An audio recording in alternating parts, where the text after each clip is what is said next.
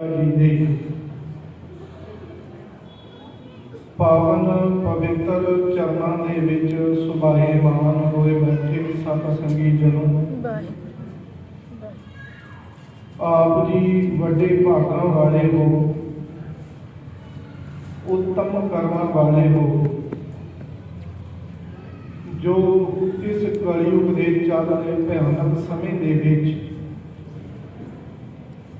ਸ੍ਰੀ ਗੁਰੂ ਗ੍ਰੰਥ ਸਾਹਿਬ ਪਾਤਸ਼ਾਹ ਜੀ ਦੇ ਚਰਨਾਂ ਦੇ ਵਿੱਚ ਬੈਠ ਕੇ ਹੁਣੇ ਆਪ ਜੀ ਨੇ ਹਜ਼ੂਰੀ ਰਾਗੀ ਜਥੇ ਪਾਸੋਂ ਸ਼ਬਦ ਗੁਰਬਾਣੀ ਦਾ ਕੀਰਤਨ ਸਰਵਣ ਕੀਤਾ ਹੈ। ਉਸ ਤੋਂ ਪਹਿਲਾਂ ਸਰਦਾਰ ਭਗਵੰਤ ਸਿੰਘ ਜੀ ਸਰਪੰਚ, ਜਿਨ੍ਹਾਂ ਨੇ ਪਰਸੋਂ ਰੋਜ਼ ਪਰਿਵਾਰ ਦੀ ਚੜ੍ਹਦੀ ਕਲਾ ਵਾਸਤੇ ਸ੍ਰੀ ਅਖੰਡ ਪਾਠ ਸਾਹਿਬ ਪ੍ਰਾਰੰਭ ਕਰਾਏ ਸਨ,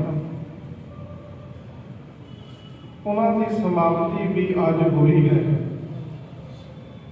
ਸੋ ਆਓ ਗੁਰਮੁਖੋ, ਆਪਾਂ ਸਾਰੀ ਰਲ ਮਿਲ ਕੇ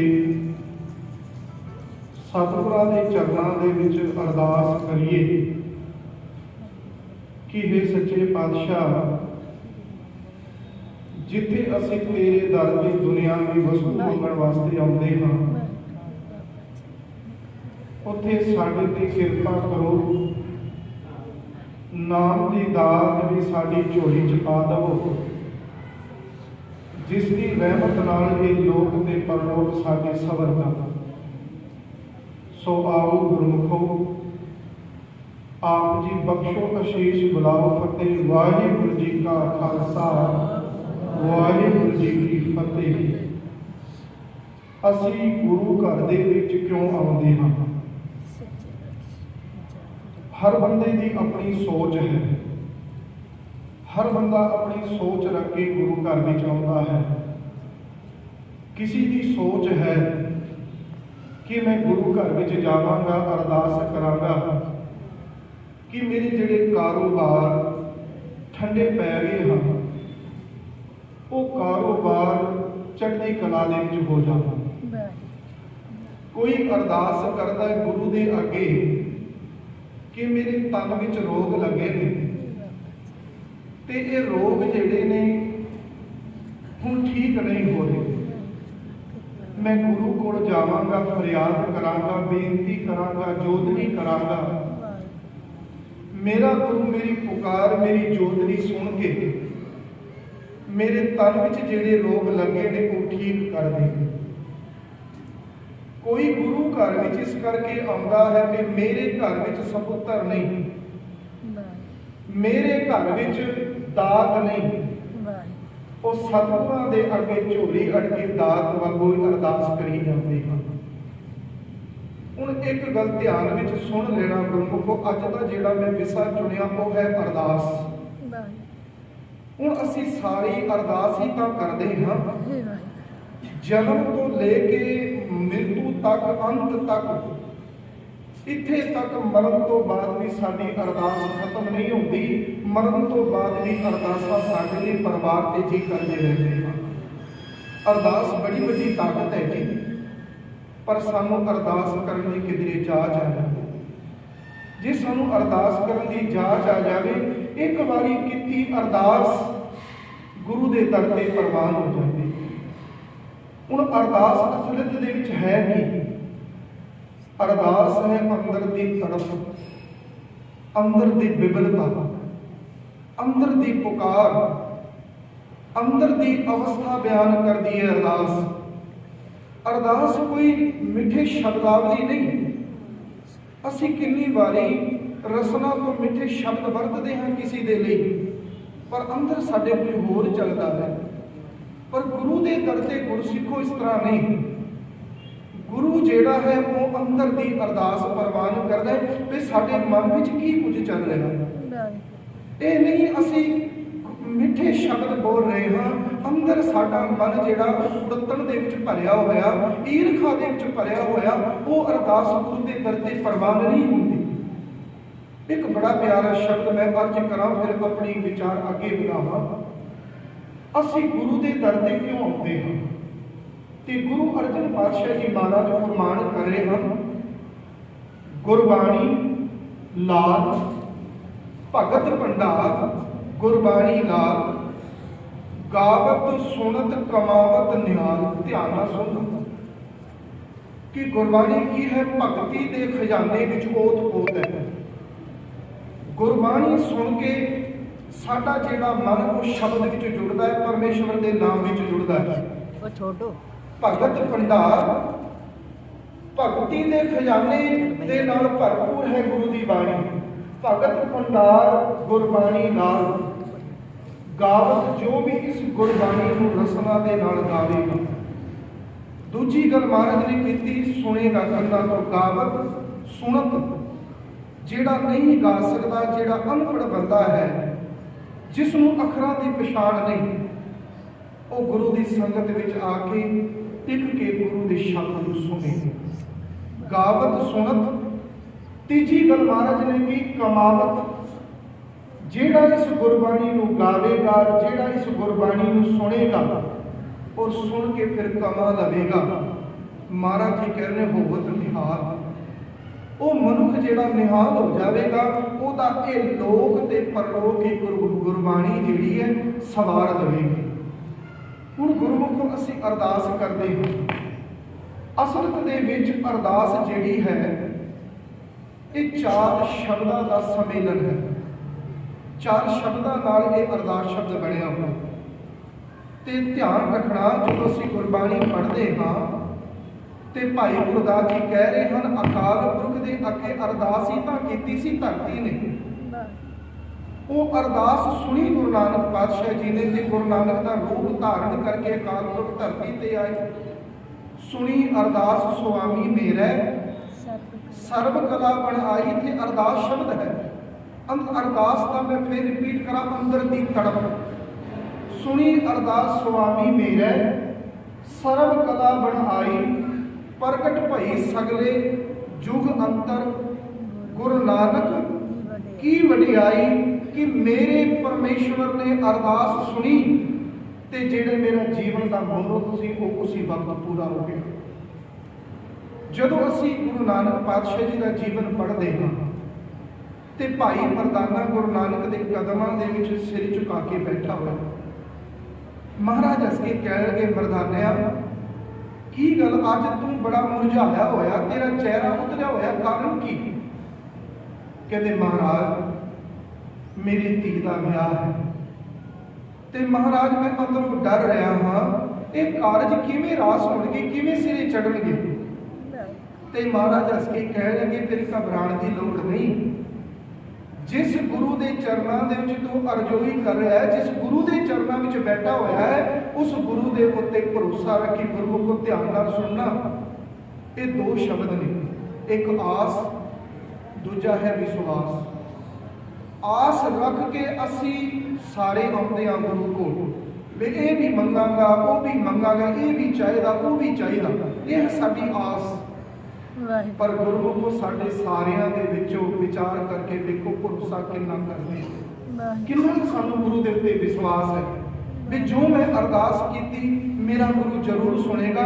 ਸ਼ਾਇਦ ਮੈਂ ਕਹਾਂ ਗੁਰਮੁਖੋ 100% ਦੇ ਵਿੱਚੋਂ 1% ਉਹ ਗੁਰਸਿੱਖ ਹੋਣਗੇ ਜਿਹੜੇ ਭਰੋਸੇ ਰੱਖ ਕੇ ਬੈਠੇ ਹੋਏ ਵੀ ਜਿਸ ਗੁਰੂ ਦੇ ਅੱਗੇ ਮੈਂ ਆਸ ਲੈ ਕੇ ਆਇਆ ਉਹ ਮੇਰਾ ਭਰੋਸਾ ਨਹੀਂ ਤੋੜੇਗਾ, ਉਹਦੇ ਉੱਤੇ ਮੈਨੂੰ ਬੜਾ ਭਰੋਸਾ, ਮੇਰੀ ਅਰਦਾਸ ਸੁਣੇਗਾ। ਮਹਾਰਾਜ ਕਹਿਣਗੇ, ਮਰਦਾਨਿਆ ਜਿਸ ਗੁਰੂ ਕੋਲ ਤੂੰ ਅਰਦਾਸ ਕਰ ਰਿਹਾ ਹੈ ਤੈਨੂੰ ਭਰੋਸਾ ਹੈ? ਮਹਾਰਾਜ ਜੀ ਕੋਈ ਪੁੱਛਣ ਦੀ ਗੱਲ, ਤੁਸੀਂ ਭਰੋਸੇ ਦੀ ਗੱਲ ਕਰਦੇ ਹੋ। ਮਹਾਰਾਜ ਮੈਂ ਭਰੋਸਾ ਤੇ ਤਾਂ ਡੋਲਾ ਤਾਂ ਨਾ ਕਰਾਂ ਜੇ ਤੇਰੇ ਤੋਂ ਇਲਾਵਾ ਮੇਰਾ ਕੋਈ ਸਹਾਰਾ ਹੋਵੇ। ਮੇਰਾ ਕੋਈ ਸਹਾਰਾ ਵੀ ਤੇ ਨਹੀਂ। ਗੁਰੂ ਅੰਗਦ ਪਾਤਸ਼ਾਹ ਜੀ ਮਹਾਰਾਜ ਜੀ ਨੂੰ ਗੁਰੂ ਨਾਨਕ ਪਾਤਸ਼ਾਹ ਨੇ ਪੁੱਛਿਆ, ਲੈਣਿਆ ਮੈਂ ਵੱਟੇ ਮਾਰੇ ਤੂੰ ਵੱਟੇ ਖਾ ਕੇ ਵੀ ਨਹੀਂ ਗਿਆ, ਮੈਂ ਮੋਹਰਾਂ ਸੁੱਟੀਆਂ ਤੂੰ ਮੋਹਰਾਂ ਚੁੱਕ ਕੇ ਵੀ ਨਹੀਂ ਗਿਆ, ਇੱਥੇ ਤੱਕ ਮੈਂ ਡਾਂਗ ਚੁੱਕ ਲਈ ਤੈਨੂੰ ਡਾਂਗ ਦਾ ਭੈ ਵੀ ਕੋਈ ਨਹੀਂ, ਤੂੰ ਤਾਂ ਵੀ ਛੱਡ ਕੇ ਨਹੀਂ ਗਿਆ। ਤੇ ਭਾਈ ਲੈਣਾ ਬੜਾ ਕੀ ਕਹਿੰਦਾ, ਘੁੱਟ ਕੇ ਚਰਨ ਕਹਿਣ ਲੱਗਾ, ਮਹਾਰਾਜ ਸਾਰਿਆਂ ਦਾ ਕੋਈ ਨਾ ਕੋਈ ਸਹਾਰਾ ਸੀ, ਕਿਸ ਦਾ ਕੋਈ किसी का कोई ना कोई सहारा सी, वो अपने सहारे कोल चले गए। किसी का घर सी, वो अपने घर चले गए। कोई अपने माता पिता कोल चला गया, कोई भरा कोल चला गया, कोई रिश्तेदारा कोल चला गया। पर इस लैने का घर भी तू, इस लैने का परिवार भी तू, इस लैने का पिता भी तू ते मां भी तू। मेरा सब कुछ तू है। किसका कोई कोए, किसी का कोई ना कोई सहारा है, मंज निमाणी एक तू। यह है अरदास अंदर दी। मेरे वर्गे निमाणा दा गुरु नानक केवल तू है, तेरे तो अलावा कोई सहारा नहीं। महाराज कहने लगे मरदानिया फिर गल सुन, कहते जीवन में कोई भी कारज सिरे चढ़ाना हो ना ते गुरु ने अगे अरदास जरूर करना। ते गुरुमुखो ये सानू गुरु गोबिंद सिंह जी ने भी हुक्म किया, दुख होवे सुख होवे गुरु सिख ने अपने जीवन में कदे अरदास नहीं होती। अरदास करके ही जो भी कारज ने प्रारंभ करने हैं। ते महाराज ने शब्द उच्चारण किया जी। महाराज कह लगे कीता लोड़ीए काम सोहर पाया। कोई भी कारज जिहदे असीं डगमा डोल हो रहे हैं, ये पता नहीं सिरे चढ़ेगा या नहीं चढ़ेगा।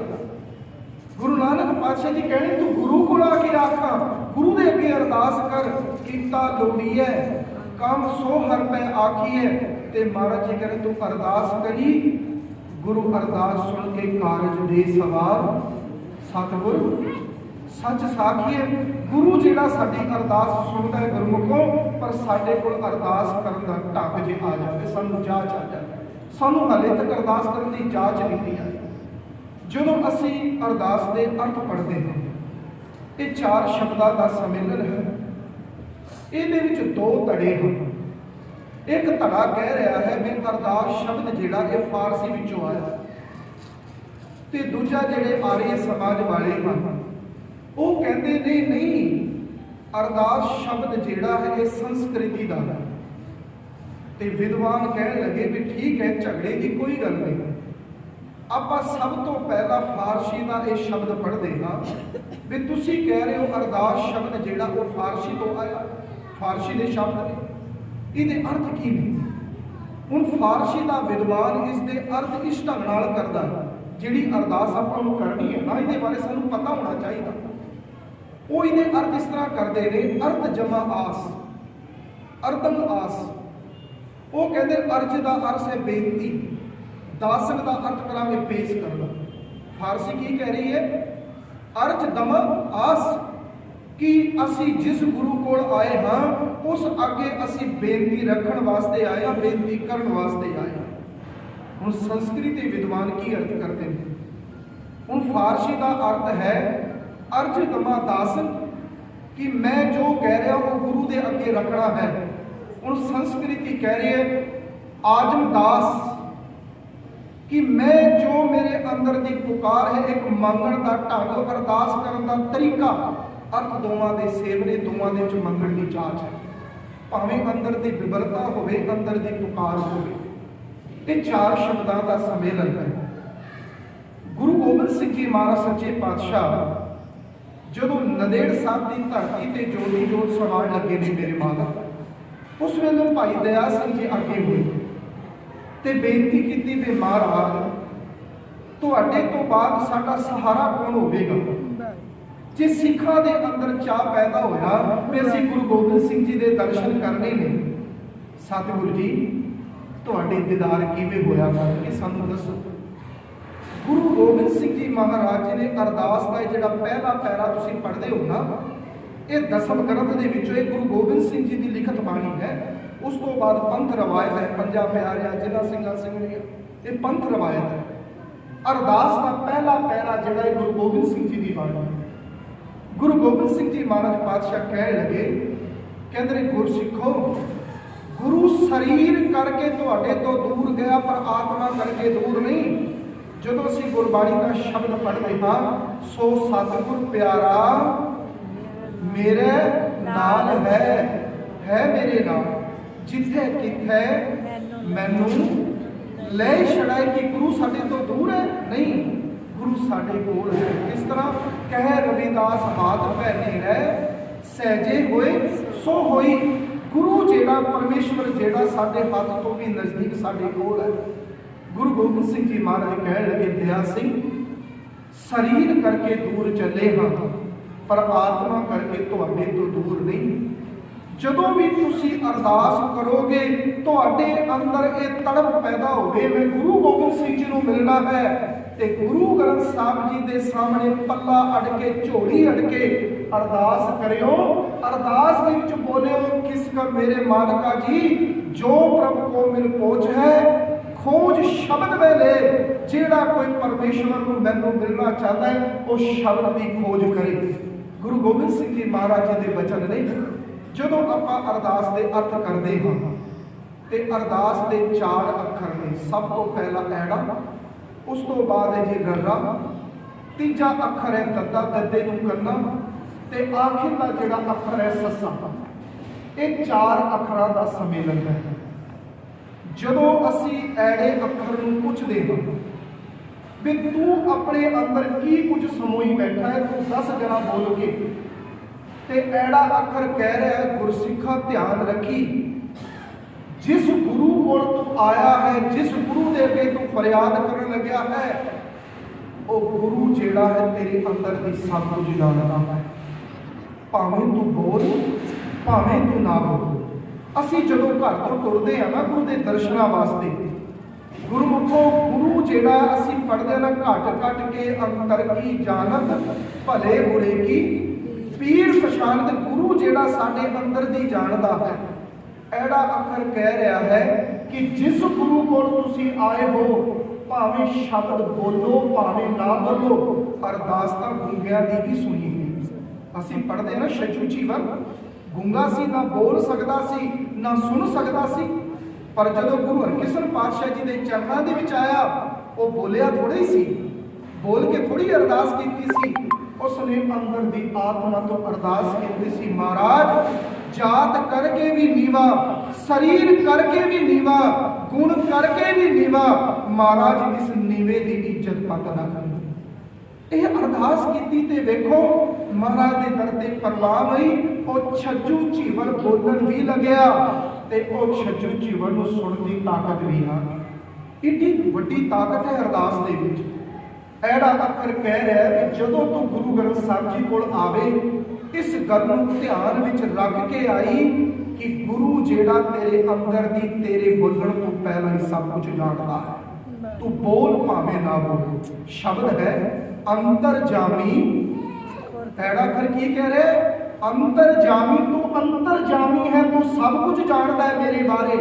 अंतरजामी पुरख विधाते सरदा मन की पूरे, नानक दास यह सुख मांगे मोह कर संतन की तूरे।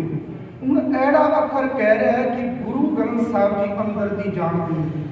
जो कुछ भी तेरे अंदर चल रहा है उसनूं सब कुछ पता है।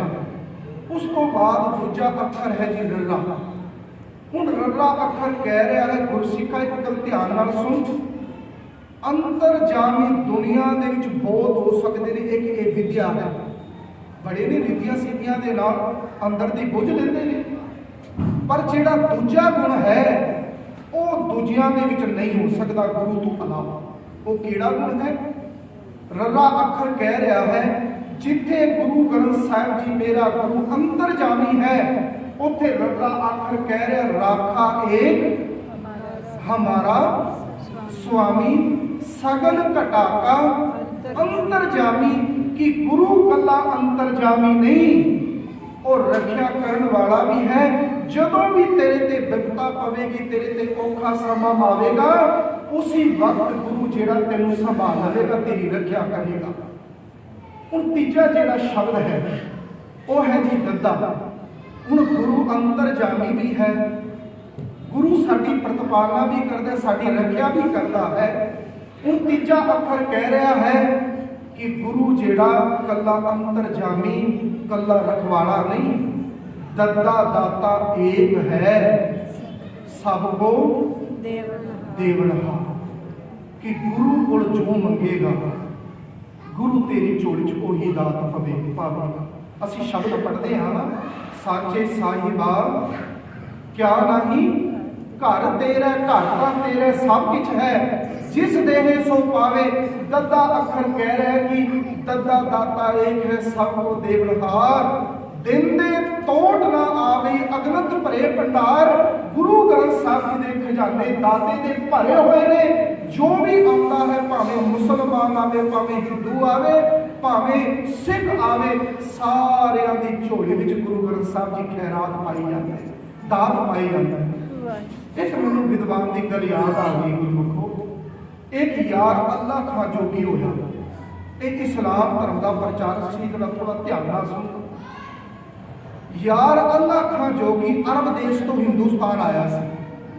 जदों ये पहली बारी हिंदुस्तान आया तो सब तो पहला ये आगरे चला गया ताजमहल वेखण वास्ते। यार अल्लाह खां जोगी कहते जदों इसने ताजमहल वेखिया ते अंदर भी जाके वेख्या, बाहरों भी वेख्या, ते एक सज्जन नूं पुछ लिया भी मैं ताजमहल का नाम बड़ा सुनिया सी, पर इत्थे तां कल्ला मौत दा सन्नाटा, इत्थे तां मुर्दे दफने पे ने, इत्थों जिंदगी दी आस कित्थों कर सकदे हैं। जिथे मुर्दे दफने पे हन उत्थे जिंदगी दी आस नहीं की जा सकती। उसने पूछे हिंदुस्तान के अंदर कोई होर स्थान है जिथे जिंदगी मिलती हो, जिथे मुर्दियां को जिंदगी मिलती, कोई है स्थान? उस सज्जन कह रहे कहते यार अल्लाह खां जोगी हाँ, हिंदुस्तान के अंदर एक स्थान है जिथे मुर्दियां को जिंदगी मिलती है। कहते फिर दस किहड़े? कहते ने हरमंदर साहब, गुरु रामदास जी की नगरी। कहते ने एक किथे? कहते पंजाब की धरती ते। यार अल्लाह खां जोगी कह लगा जदों मैं कन्ना तो सुनिया हरमंदर साहब, कहते उसी वक्त मेरा खिड़ा हुआ मन टिक गया। हरि दा घर, अल्लाह दा घर। कहते मैं उस सज्जन को रस्ता पूछया, उसने मैनू रस्ता दसिया। कहते ओ गुरसिखो, मैं जो हरमंदर साहब गया ना, जो नज़ारा मैं अखां तो वेख्या, मैं अपनी कलम के राही दसना चाहता। यार अल्लाह खां जोगी मैं विषय तो थोड़ा जा हटिया, फिर विषय विच आवांगा। कहते वो दुनिया के लोगों जो मैं कुछ सुनिया सी हरमंदर हरि दा घर, अज अखां तो देख के प्रतीत हो गया कि वाकई हकीकत विच हरमंदर साहब हरि दा घर है। वो लिखता है कहते जदों यार अल्लाह खां जोगी हरमंदर साहब के दर्शन करने वास्ते पौड़ी तो चढ़िया। ध्यान नाल सुने बचन मेरे, तुसी बड़ी वारी गए होगे पर ये वक्त ध्यान थोड़ा भी नहीं गया होगा। दुनिया के अंदर जिन्ने भी धार्मिक स्थान हैं, तुसी पौड़ी चढ़ती वेखी होगी, उतरती नहीं वेखी। है कोई और स्थान जितों पौड़ी चढ़ के उतरती होगी? दुनिया के अंदर एको धार्मिक स्थान है श्री हरमंदर साहब। गुरु रामदास पातशाह जी ने एक एक ईंट जी लाई है, उसका भी इतिहास है। कहते यार अल्लाह खां जोगी जो चढ़िया, चढ़ के फिर स्पेस है, तुम जो जाते हो ना पौड़ियां ते, फिर खलोण की थान है, उस तो बाद पौड़ियां उतरदियां।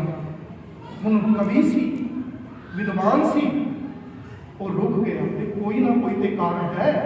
पौड़ी चढ़िया, मुड़ के स्पेस, फिर पौड़ियां उतरती पई, सामने सरोवर, सरोवर तो बाद फिर रस्ता है, उस तो बाद हरमंदर साहब के विच प्रवेश होया जाता। वो खड़ के रुक गया, मुड़ के कुछ मिनट सोच के फिर उतरिया। उतर के उसने सरोवर में जिस तरह लोग मूँह धो रहे सन, स्नान कर सन, सब प्रक्रिया की। बस सोचा दे विच पै गया भी गुरु रामदास पातशाह गुरु नानक इस सारे कारण का कोई ना कोई विसा जरूर है, कोई ना कोई कारण है। जड़ियाँ पौड़ियां चढ़दियां हैं, उतरदियां, स्पेस है, उस तो बाद सरोवर है। कहते ने मैं एक सेवादार को पूछ लिया, मैं पूछया भी मैनू तुसी दस सकते हो, मैं बड़े धार्मिक स्थान के दर्शन किए पर पौड़ी चढ़ती है उतरती नहीं। जे उतरती भी है तो सामने सरोवर कोई नहीं, जे सरोवर भी है तो 84 कदमां का रास्ता नहीं। हर जो तुम अकाल तख्त तो लेके गुरु ग्रंथ साहब जी के दर्शन कर जाते हो, 84 कदम ने, भावें गिन के एक एक कदम के एक एक लाख चूनी कट्टी जाती है। इन्नी वड्डी आस्था रखता हरमंदर साहब अपने आप के। कहते इन्नी गल कहते मैं कर ही रहा सी, मैं की तकिया एक गरीब बच्चा जिहदे कपड़े लीड़े पाटे हुए हैं, मैनू इंज लग्या ये गरीब बच्चा किसी नीवी जात का है, किसी गरीब परिवार का है। कहते वो मत्था टेक के बाहर आया तो उसने हाथ करके दोवां बुक्कां अगे कीतियां ते सेवादार ने बिना कुछ सोचे बिना कुछ देखे ओदे हाथ विच कड़ा प्रसाद दिते। कहते बस मेरी अखां च पानी आ गया। मैं इहो जिहा नज़ारा नहीं देखिया, नहीं देखिया अज तक।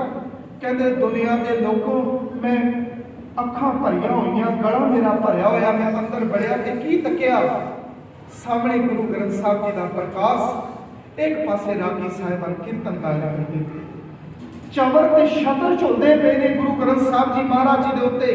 कहते मैं नमस्कार की, कीर्तन सुनिया। कीर्तन सुन के जदों मैं बाहर निकलिया ते सरोवर का पानी इंज चमक रहा सी जिवें हीरे मोती चमकदे। आखो जी सतनाम श्री वाहिगुरु। गुरमुखों लिखदा है, कहते ने दुनिया के अंदर गुरु नानक का दर इहो जिहा वेखिया जिथे हिंदू भी मत्था टेकदा है, मुसलमान भी मत्था टेकदा है, जिथे नीवी जात का भी मत्था टेकदा है, इसी स्थान के उच्ची जात का भी मत्था टेकदा है। जात का वितकरा कोई नहीं, उच्चे नीवे का वितकरा कोई नहीं, सारियां को बराबर समझा जाता है। वो लिखदा है हिंदू को आते देखा, मुसलमान को जाते देखा। भी हिंदू मत्था टेक के आ रहा है, मुसलमान मत्था टेकन वास्ते जा रहा है। होर कोई दुनिया च स्थान हो जा नहीं। मंदिरां दे विच कदे तुसीं मुसलमान नूं मत्था टेकिया नहीं देखा होगा, और इस मसीत के अंदर तुसीं हिंदू नूं मत्था टेकदे नहीं देखा होगा। एक स्थान है तुहाडे गुरु नानक पातशाह कहते हिंदू को आते देखा, मुस्लिम को जाते देखा, अछूत को नीवी जात वाले बच्चे को, अछूत को कड़ा प्रसाद खाते देखा, सिखों को बाणी गाते देखा। अमृत का सरोवर यहाँ पर है बैठा, और सच पूछो तो दुनिया वालों अल्लाह पाक यहीं पर है रहता। सच पूछो तो दुनिया वालों अल्लाह पाक यहीं पर है रहता। वो दुनिया के लोगों मैनू अल्लाह मिल गया, अल्लाह का घर मिल गया। ते गुरमुखों अरदास विच बड़ी वड्डी ताकत है। दद्दा अखर कह रहे दद्दा दाता एक है, सबको देवनहार, देंदे तोट ना आवे अगत भरे भंडार। कि तेरे गुरु दे जेड़े दाते दे खजाने ने वो अगनत भरे हुए ने। गुरसिखा तो झोली अड़ के अरदास कर, जो गुरु को मंगेगा तेरी झोली च गुरु कोई दात पा देगा। ते आखिरला अखर है गुरु को सस्सा।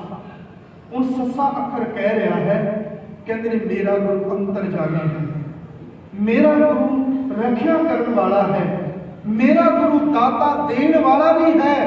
ते सस्सा अखर कह रहे संभालने वाला। जदों तू विचारा पक्षों डिगे, दुनिया के सारे वसीले छुट जान, तेरे ते अत दी मुसीबत आ जावे, तन विच तेरे रोग लग जावे, ते मारू हमले तेरे ते लोकी करन, तेरे अपने तेरा साथ छड़ देन, उस वेले तू भिज के अरदास करी। मेरा गुरु ग्रंथ साहब बेसहारा का सहारा भी है, वो बेसहारा का सहारा है। असी शब्द पढ़ते हाँ, गुरु अर्जन पातशाह जी का बड़ा प्यारा शब्द है, जान को मुश्किल अत बने। इस तो बड़ी कोई होर हो सकती है वे अत की मुसीबत आ जाए। किन्नी को मुसीबत दाता, जहां को मुश्किल अत बने, ढोई कोई ना दे, कोई सहारा ना रहे, टोई कोई ना दे।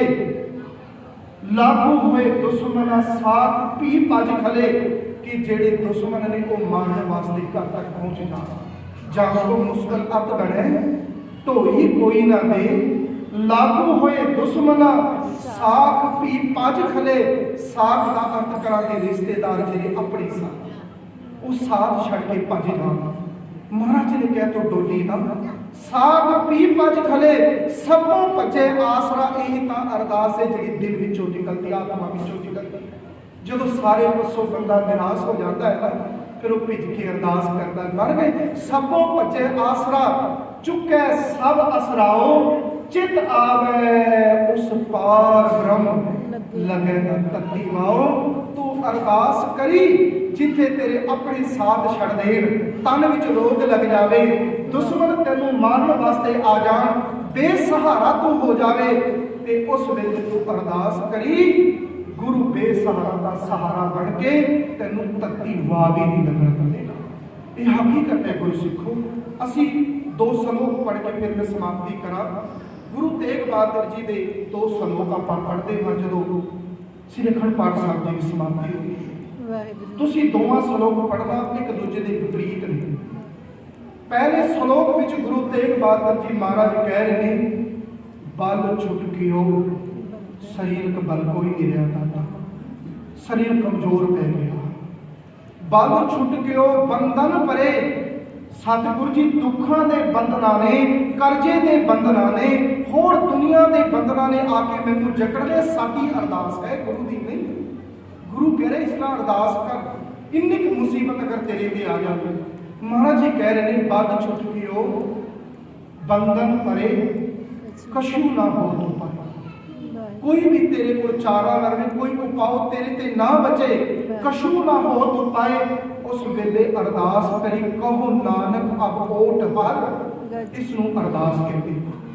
ਕਹੋ ਨਾਨਕ ਅਬ ਓਟ ਹਰ, ਗੱਜ ਜੋ ਹੋ ਸਹਾਏ। ਕਹਿੰਦੇ ਨੇ ਮਹਾਰਾਜ ਜੀ ਕਹਿ ਰਹੇ, ਤੂੰ ਭਿੱਜ ਕੇ ਅਰਦਾਸ ਕਰੀ ਦਾਤਾ, ਜਿਵੇਂ ਤੂੰ ਮਗਰ ਬਸ ਤੋਂ ਤੈਂਦਵੇ ਤੋਂ ਤੂੰ ਹਾਥੀ ਦੇ ਬੱਚੇ ਨੂੰ ਬਚਾ ਲਿਆ ਸੀ, ਗਜ ਦੇ ਬੱਚੇ ਨੂੰ ਬਚਾ ਲਿਆ ਸੀ। ਮਹਾਰਾਜ ਅੱਜ ਮੈਂ ਵੀ ਬੰਧਨਾਂ ਦੇ ਵਿੱਚ ਜਕੜਾ ਹੋਇਆ, ਕਿਰਪਾ ਕਰ ਤੇਰਾ ਸਹਾਰਾ ਮੈਨੂੰ ਦੇ ਦੇ, ਮੈਂ ਬੰਧਨਾਂ ਤੋਂ ਆਜ਼ਾਦ ਤੇਰੀ ਕਿਰਪਾ ਸਦਕਾ ਹੋ ਸਕਦਾ। ਹੁਣ ਦੂਜਾ ਸ਼ਲੋਕ ਪੜ੍ਹੋ। ਪਹਿਲੇ ਸ਼ਲੋਕ ਵਿੱਚ ਕਹਿ ਰਹੇ ਨੇ, ਸਰੀਰਕ ਬਲ ਕੋਈ ਨਹੀਂ ਰਿਹਾ, ਬੰਧਨ ਪੈ ਗਏ ਨੇ, ਕੋਈ ਵੀ ਉਪਾਅ, ਕੋਈ ਵੀ ਚਾਰਾ, ਜੋ ਵੀ ਮੈਂ ਕਰਦਾ ਉਹ ਸਾਰਾ ਨਿਰਫਲ ਜਾ ਰਿਹਾ। ਤੇ ਮਹਾਰਾਜ ਕਹਿੰਦੇ, ਜਦੋਂ ਮੈਂ ਅਰਦਾਸ ਕੀਤੀ ਨਾ ਸਾਥੀ ਚ, ਮਹਾਰਾਜ ਤੇਰੇ ਹੱਥ ਵਿੱਚ ਹੈ। ਤੇ ਫਿਰ ਦੂਜੇ ਸ਼ਲੋਕ ਵਿੱਚ ਮਹਾਰਾਜ ਜੀ ਕਹਿ ਰਹੇ ਨੇ, ਬਲ ਛੁੱਟ ਗਿਓ। ਕਹਿੰਦੇ ਨੇ ਦਾਤਾ ਜੀ, ਕਹਿੰਦੇ ਨੇ ਮੇਰੇ ਸਰੀਰ ਵਿੱਚ ਬਲ ਆ ਗਿਆ, ਬਲ ਹੋਵਾ ਬੰਧਨ ਛੁੱਟੇ। ਕਹਿੰਦੇ ਨੇ ਹੁਣ ਸਰੀਰ ਵਿੱਚ ਇੱਥੇ ਮਹਾਰਾਜ ਕਹਿੰਦੇ ਮੇਰੇ ਸਰੀਰ ਵਿੱਚ ਬਲ ਕੋਈ ਨਹੀਂ। ਦੂਜੇ ਸ਼ਲੋਕ ਵਿੱਚ ਕਹਿੰਦੇ ਨੇ ਮਹਾਰਾਜ ਬਲ ਹੋਵਾ, ਸਰੀਰ ਵਿੱਚ ਤਾਕਤ ਆ ਗਈ ਜਦੋਂ ਮੈਂ ਅਰਦਾਸ ਕੀਤੀ। ਕਹਿੰਦੇ ਨੇ ਪਹਿਲੇ ਸ਼ਲੋਕ ਵਿੱਚ ਕਹਿ ਰਹੇ ਬੰਧਨ ਪਰੇ, ਇਹਦੇ ਵਿੱਚ ਕਹਿ ਰਹੇ ਬੰਧਨ ਛੁੱਟੇ। ਪਹਿਲੇ ਸ਼ਲੋਕ ਵਿੱਚ ਕਹਿ ਕਛੂ ਨਾ ਹੋ ਤੂੰ ਪਾਏ, ਦੂਜੇ ਸ਼ਲੋਕ ਵਿੱਚ ਕਹਿ ਰਹੇ ਸਭ ਕਿਛ ਹੋ ਤੂੰ ਪਾਏ। ਕਿਉਂ? ਨਾਨਕ ਸਭ ਕਿਛ ਤੁਮਰੇ ਹੱਥ ਮੈਂ। ਇਹ ਅਰਦਾਸ ਹੈ ਤੇ ਮੇਰੇ ਗੁਰੂ ਨਾਨਕ ਪਿਤਾ, ਸਭ ਕੁਝ ਤੇਰੇ ਹੱਥ ਵਿੱਚ ਹੈ, ਤੂੰ ਜੋ ਚਾਹੇ ਉਹ ਕਰ ਸਕਦਾ ਹੈ। ਨਾਨਕ ਸਭ ਕਿਛ ਤੁਮਰੇ ਹੱਥ ਮੈਂ, ਤੁਮ ਹੀ ਹੋ ਸਹਾਏ। ਮਹਾਰਾਜ ਜੀ ਕਹਿ ਰਹੇ ਨੇ, ਤੇਰੇ ਤੇ ਦੁੱਖ ਆਵੇ, ਉਹ ਗੁਰਸਿੱਖਾ ਤੋਂ ਗੁਰੂ ਗ੍ਰੰਥ ਸਾਹਿਬ ਜੀ ਦੇ ਅੱਗੇ ਅਰਦਾਸ ਕਰੀ, ਅਰਦਾਸ ਭਿੱਜ ਕੇ ਕਰੀ, ਕਿਉਂਕਿ ਅਰਦਾਸ ਅੰਦਰ ਦੀ ਤੜਪ ਹੈ, ਅੰਦਰ ਦੀ ਪੁਕਾਰ ਹੈ। ਤਾਈਓ ਇੱਕ ਵਿਦਵਾਨ ਨੇ ਬੜੀ ਸੋਹਣੀ ਗੱਲ ਲਿਖੀ, ਮੈਂ ਸਮਾਪਤੀ ਕਰਾਂ। ਉਹ ਲਿਖਦਾ ਹੈ, ਕਹਿੰਦੇ ਨੇ, ਹੇ ਮੇਰੇ ਗੁਰੂ ਨਾਨਕ ਪਾਤਸ਼ਾਹ ਜੀ, ਕਹਿੰਦੇ ਨੇ ਮੈਂ ਬੜਾ ਕਰਮਕਾਂਡੀ ਹਾਂ, ਇਹ ਸਾਡਾ ਜੀਵਨ ਹੈ। कहते ने फिर साने करीमी के हौसले देखे, गुनाहगार जो कहते कि गुनाहगार हूँ मैं, साने करीमी ने ले लिया भरोसा, कहा सुर को झुका के कि गुनहगार हूँ मैं, मोती समझ के चुन ले साने करीमी ने, अल्फे जो थे मेरे इंसाफ के। मेरे भैड़े कर्मां दे जिहड़े अंजू सन, वो पछतावे बन के जो मेरी अखां विच अरदास बन के निकले, गुरु नानक पिता ने उस धरती ते नहीं डिगण दिते, अपने हाथ ते चुक ले। अरदास की बड़ी बड़ी ताकत है गुरसिखो। अरदास अंदर की पुकार है, अंदर की तड़प है, अंदर की विबलता है। ताइयों महाराज कहने, जी की बिरता हुए सो गुर पै अरदास। जीवन का कोई भी मनोरथ हो तो गुरु के अगे अरदास करी, ते फिर महाराज जी कहने, सुनी पुकार दातार प्रभ, गुरु नानक जग माया पठाया। सो सतगुरु जी रहमत कर, सबना की हाजरी करते प्रवान कर, सबना दरो गुरु नानक गुरु सिखी दान, चढ़ती कला वाला जीवन बख्शीश करो। सो पुर चुकती माफी, बुलाओ फतेह। वाहिगुरु जी का खालसा, वाहिगुरु जी की फतेह। राम